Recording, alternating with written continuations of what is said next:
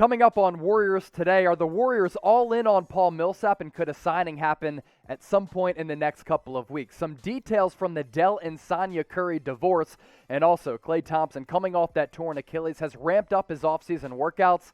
He looks really damn good. All that coming your way right now.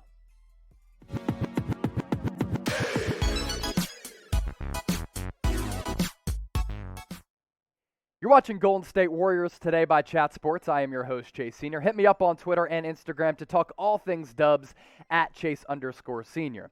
We've been talking about the Warriors' interest in Paul Millsap and Millsap's interest in Golden State for quite some time now, but let's get to some recent reporting from Jake Fischer of Bleacher Report. He said this recently, that the Warriors, across all teams in the NBA and free agency, are, quote, the most often team linked to Paul Millsap. And this interest has been ongoing for quite some time now between both parties, from the Warriors side of things, but also from Millsap's camp.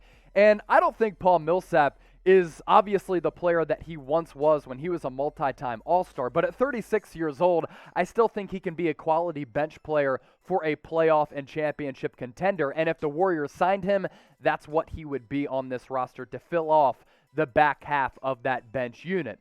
As for what Paul Millsap did with the Denver Nuggets this past season, career lows in points, 9 points per game, but he can still rebound the basketball effectively, 4.5 rebounds, shot an efficient 47.5% from the deck. His three-point percentage, less than desired at 34%, but that's right around league average. Why I would like this signing with Millsap going to the Dubs is because he can fill a variety of roles as a forward, a guy who can stretch the floor, but also he can start games for you when you need him to, but he can come off the bench, and he doesn't have a problem with filling either of those roles. Last year with Denver, he played 56 games. He started 36 of them, and he was a pretty productive player for a playoff contender and a playoff team that, with Jamal Murray, I thought was right in the mix in the Western Conference playoff standings. It's his lowest points per game dating all the way back to the 2007-2008 season. So he isn't the player that he once was, but I still think Paul Millsap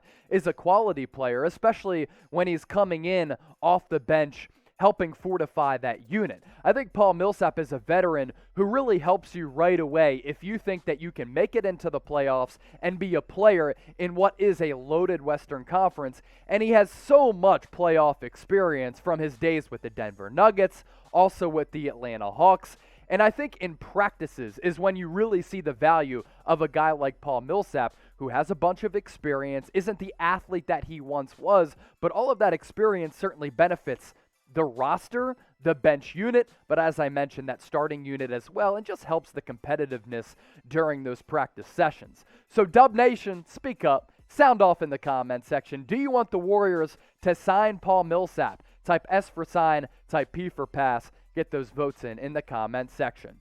From 2010 to 2017, Paul Millsap was one of the better and most productive forwards across the NBA. That's a big reason why he was able to secure the bag a few years ago. A tick under 17 points per game, also a very good rebounder, which he still is, but for 7 years, I mean, he's averaging around 8 rebounds per game, gives you some assist numbers as well, a defensive prowess combining and contributing 1.5 steals as well. Here's what Jake Fischer had to say on Millsap's interest in the Warriors and the Warriors' interest in Millsap in a recent report. Quote, Golden State has been the team most often linked by league sources to Paul Millsap, arguably the most consequential free agent left. Yet while the 36-year-old former All-Star has drawn interest from the Warriors, Hawks, Nets, Pelicans, and Sixers, as well as the Timberwolves, no team, sources contacted by Bleacher Report, indicated any contractual agreement with Millsap that has come close to the finish line. Paul Millsap is a declining player. 2010 to 2017, a very productive one. He's not going to give you those numbers where he's averaging around 17 points per game and almost a double-double in the rebounding department as well. But Paul Millsap, a valuable guy for the reasons that I did mention so far in today's show. A front office executive also had to say this on Millsap. I think he's going to be a minimum or midseason guy. What's the rush? The money wouldn't get much better, and he can just pick his team. What if New Orleans is really good come January? What happens when some guys get hurt and that team starts scrambling for a replacement? He can pick his spot. I think Millsap is a better player than a guy who is going to wait it out until a couple of months into the season, though. I think he's going to sign around training camp with a team like Golden State because in training camp he does bring you a lot of veteran presence and a lot of value there. So where do you think Millsap is going to go? Type W for the Warriors, type O for other, predict the future of Paul Millsap, whether it's in the Bay with Golden State or with another team across the association. Warriors Today is presented thanks to our friends at Fanatics, and Fanatics has a phenomenal deal going on right now with a Steph Curry We Believe jersey. Now, we're recording this on Wednesday morning, and this deal is going to expire around midnight on Wednesday night. But the We Believe Steph Curry jersey on sale right now, it was originally $130. Now it's all the way down to $90.99. You can get that deal right now by going to chatsports.com/WeBelieve. You type in that link, it redirects you right to this deal that's on your screen right now where you can cop a Steph Curry We Believe jersey. We'll put that link for $30 off, $40 off in the comment section right now, chatsports.com/WeBelieve. TMZ reporting some juicy details about the divorce that is forthcoming and upcoming between Dell Curry and Sonya Curry, of course, the parents of Steph and Seth Curry. TMZ saying this, that Sonya Curry filed for divorce from Dell Curry. Sonya accusing Dell of cheating on her at multiple times throughout this relationship, but then Dell responded by accusing Sonya Curry of cheating on him. Let's get into the latest here. So TMZ breaking the news saying that 55-year-old Sonya Curry filed for divorce on June 14th in North Carolina, citing Dell's marital misconduct. Dell responded with a court filing of his own accusing Sonya of acts of illicit sexual misconduct prior to their separation and then lying about the alleged incident. Some juicy stuff here, and it's really just a mess. TMZ also saying this. Dell also says that Sonya is now living with another man, claiming that that should prevent her from collecting alimony. But now Sonya is firing back, admitting she's in a dating relationship, in fact, with another man, but saying it didn't start until months after she and Dell agreed to legally separate. She also notes that she is not living with another man, but rather alone because Dell refused to allow her to stay in their home, and then she dropped the hammer, saying it was actually Dell who was unfaithful, hooking up with different women while married, and to make matters worse, Sonya says Dell's infidelity was known to family and close friends, saying it was basically an open secret. I'm not even going to touch this thing. We just had to mention it here on Warriors Today to bring you the latest because that's our duty and that's our job here on the channel. So I'm pitting you on either side. Whose side are you taking? Type D for Dell, type S for Sonya.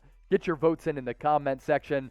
I'm a child of divorced parents, so I understand the effect that divorces can have. Get your votes in the comment section right now.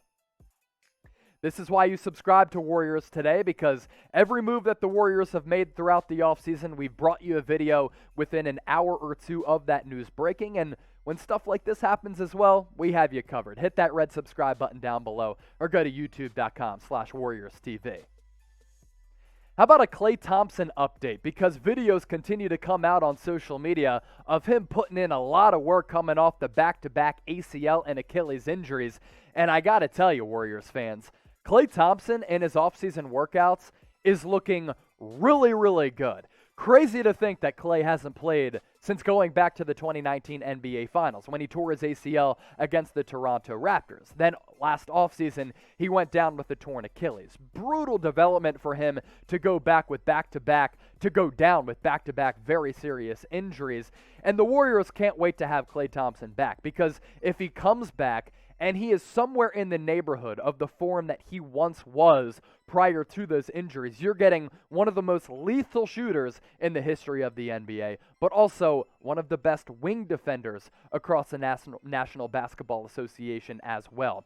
Bob Myers did speak recently about Klay Thompson, and the plan right now for the organization is to target around a Christmas Day return for Klay Thompson to rejoin this lineup. That would certainly be lit and add a lot of excitement to an already loaded Christmas Day slate in the NBA. But Bob Myers had this to say about Klay. With the healthy Klay Thompson, I think we're right there with everybody, but I don't know when or how. I expect him to come back healthy. I don't want to put any pressure on the date because it's not going to be at the start of the season. It's not going to be the first game. It might be around Christmas, according to reports that came out after Bob Myers had said this. 2014 to 2019, Klay Thompson was lethal. As a shooter, a floor stretcher, a playmaker, a bucket getter, a relied-upon guy who could just drain threes at an unbelievable clip at more than 42%, but also he gave this team such a defensive edge, was a great culture setter as well because Klay Thompson has such a great personality, and his numbers across the board, phenomenal during this stretch. 21.5 points per game. He shot 47% from the deck. I talk about the three-point efficiency, one of the best in the history of the game. Klay Thompson said he wants to become a 50-40-90 guy from field goal percentage, three-point percentage, free throw percentage. He's never done that in his NBA career, but the free throw percentage, why can't Klay get up to 90%? I think he can, even coming off those severe injuries. Missing significant time early for Klay. It's to be expected. I don't expect him to come back at the start of the regular season, and we're getting back to that normal NBA schedule that we saw pre-coronavirus. So I think Klay is going to come back sometime around Christmas, and that's fine because I think the Warriors can survive up until that time without him in the lineup. Steve Kerr, as the head coach of this organization, also very excited to get Klay back at whatever time that may be. He said this, I think that's the idea. That's what we're expecting, a delayed comeback. We'll plan accordingly, and whenever he's back, but I'm very excited about the potential. It feels to me that we're going to be back in a situation where we can compete on a nightly basis, just knowing that is exciting, but we've got a lot of work ahead to prove this. So both Steve Kerr and Bob Myers saying, hey, with Klay Thompson back, I think we're in the mix in the Western Conference, and I agree with Kerr and Myers in saying that. So let me segue from that to this. Which seed are the Warriors going to get in the playoffs next year? We're going to add a little bit of a buffer zone with the play-in tournament in full effect next year as well. Which seed are the Warriors going to get? List it in the comment section right now from 1 to 10. I'm going to go ahead and submit either a 3, 4, 5. I think the Warriors are right in that range.